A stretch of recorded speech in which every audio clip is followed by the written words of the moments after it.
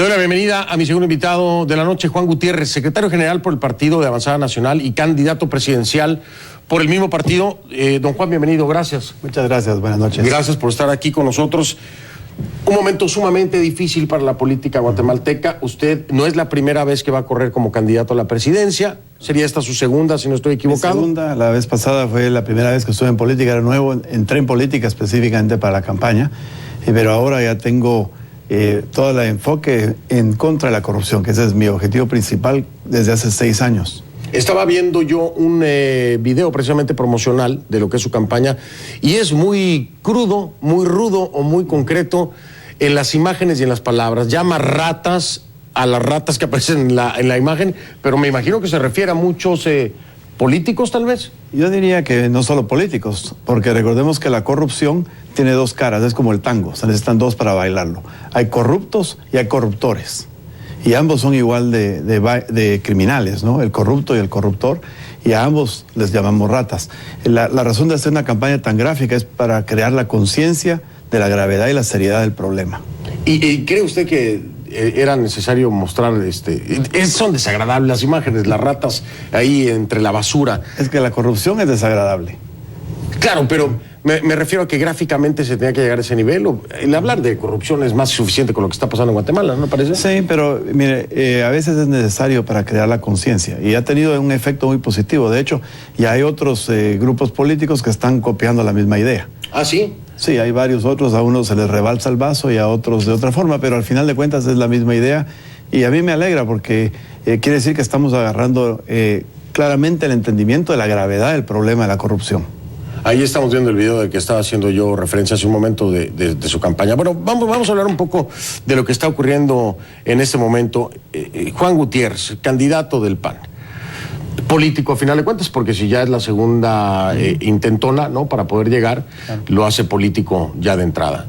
No hay credibilidad en los políticos en este momento por parte de los guatemaltecos. No hay. ¿Cómo va a poder lograr alguien tener la credibilidad del pueblo guatemalteco, en este caso usted? El problema es que los políticos que hay en Guatemala son los políticos tradicionales.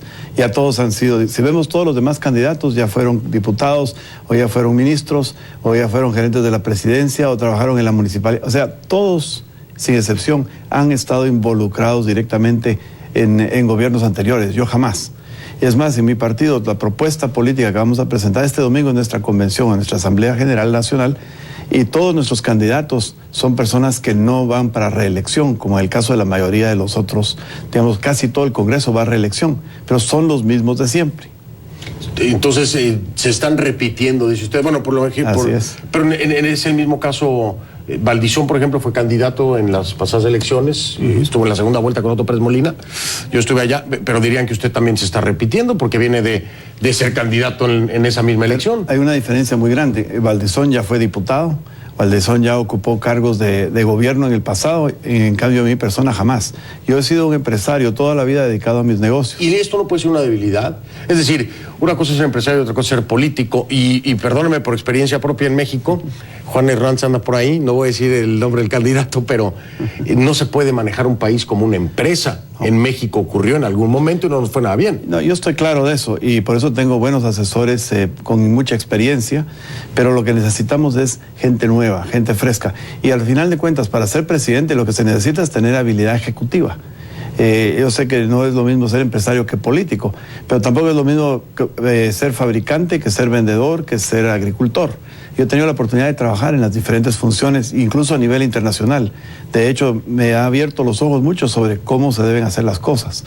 Entonces, la ventaja que yo tengo sobre los otros políticos que están compitiendo a presidencias, primero, nunca he tocado fondos públicos, nunca he estado involucrado en ningún acto de corrupción, sino al contrario, llevo 16 años de estar señalando actos de corrupción. Hace 6 años entré en la política para combatir la corrupción específicamente y ahora pues busco la presidencia con el objetivo de terminar con esto. Sí, de hecho, en un momento vamos a hablar de este tema que llegó hasta la Corte Interamericana de Derechos Humanos, si no estoy equivocado. Me parece que hasta ese nivel lo llevaron. Incluso denuncian un bloqueo mediático a través de los medios impresos del país por un caso particular que tienen ustedes ya como familia en el nivel empresarial. Y la pregunta para muchos sería, ¿está buscando el poder para poder vengar esto que ustedes mismos señalan al gobierno como el opresor en un caso particular que están demandando ya al Estado en la Comisión Interamericana de Derechos Humanos? No tiene nada que ver una cosa con la otra. Lo que yo denuncié desde el año 2001, fui incluso al Congreso de la República a denunciarlo, lo denuncié ante la CICIG, que es la organización esta patrocinada por la Comisión Interamericana, y como usted dice, hasta en los derechos humanos fuimos, y es porque en el caso que usted hace referencia, hay una evasión fiscal enorme, la más grande de la historia de Guatemala. Y el problema más grave está precisamente en la evasión o en la apropiación indebida del IVA, el impuesto al valor agregado, porque de acuerdo a la ley de Guatemala, cada vez que se vende un producto, lleva el impuesto incluido en su precio. No se agrega posteriormente, va incluido en el precio. Entonces, de factura o no de factura, el impuesto fue cobrado. Y cuando las empresas estas no contabilizaban sus ventas, lo que estaban haciendo era quedándose con el IVA que la gente más pobre les pagó. Y eso es lo que yo denuncié, y eso es un acto de corrupción, que es lo que me llevó a esta lucha en contra de la corrupción. No tiene nada que ver con la parte personal o familiar o empresarial. Es el tema específico de la evasión fiscal, lo que yo denuncié ante las autoridades que no hicieron nada. Y no un gobierno, 4 gobiernos consecutivos. Y por eso es que la denuncia está en la Corte Interamericana de Derechos Humanos y es en contra del Estado guatemalteco. Es correcto. Voy a marcar una pausa para regresar y le voy a hacer la pregunta que muchos guatemaltecos quieren saber. ¿Coincide en la petición masiva de que renuncie el presidente Otto Pérez Molina o para usted debe terminar su mandato? Me lo responde después de la pausa, ¿le parece? Claro. A una pausa, regreso con mi invitado, Juan Gutiérrez, candidato por el Partido de Avanzada Nacional, el PAN, en Guatemala. Don Juan, le preguntaba yo antes de ir a la pausa, miles de guatemaltecos están pidiendo la renuncia de Otto Pérez Molina. ¿Qué opina usted? ¿Debe renunciar o debe terminar su mandato? No es tanto lo que yo opine, es lo que opina la mayoría de los guatemaltecos. Y por eso han salido a manifestar en unas manifestaciones que nunca se había visto en Guatemala, manifestaciones tan masivas y tan pacíficas. Ni siquiera han dañado la propiedad ni privada ni pública. O sea, han sido ejemplar la participación del pueblo y eso merece un reconocimiento. Además, los organizadores no han salido al público como una campaña política. Han pedido a los líderes políticos que no participen en eso, precisamente para no politizarlo. Yo creo que es un movimiento auténticamente nacional de miles y miles y miles de guatemaltecos. Y yo creo que el presidente Otto Pérez debería de escuchar a su pueblo, porque la gente que está protestando es la gente de las ciudades, que es la gente que lo eligió, porque la gente del interior no votó por él hace 4 años. ¿Le haría más daño al país desde su perspectiva el que saliera Otto Pérez Molina antes de terminar su mandato o el que se quede Otto Pérez Molina? Hay que considerar todos los factores, más allá que solo él. Yo creo que, considerando que la semana pasada el Congreso de la República eligió a un hombre íntegro y de muy buena reputación, un señor ya mayor, que viene de la Corte de Constitucionalidad, que es un hombre realmente con una trayectoria muy buena, darle a él la oportunidad de terminar los 8 meses que quedan de este gobierno, creo que sería mucho más positivo que si Otto Pérez continuara ahí, porque están al final de cuentas los mismos que estaban cuando empezó todo este escándalo, y debemos entender que en este gobierno guatemalteco, que es un gobierno presidencialista, el presidente es la máxima autoridad. Entonces la vicepresidenta pudo haber hecho muchas cosas, pero no sin el conocimiento de él. ¿Usted cree entonces que hay muchas otras cosas que sabe Otto Pérez Molina sobre todo esto que ha ocurrido con la línea, con Monzón, con Valdetti, que aún no han salido a la luz? Yo no puedo decir qué es lo que él sabe o no sabe, obviamente. Pero lo que sí creo yo es que esto solo es el tip del iceberg. Vienen cosas más serias detrás y va a ser sumamente problemático para el país.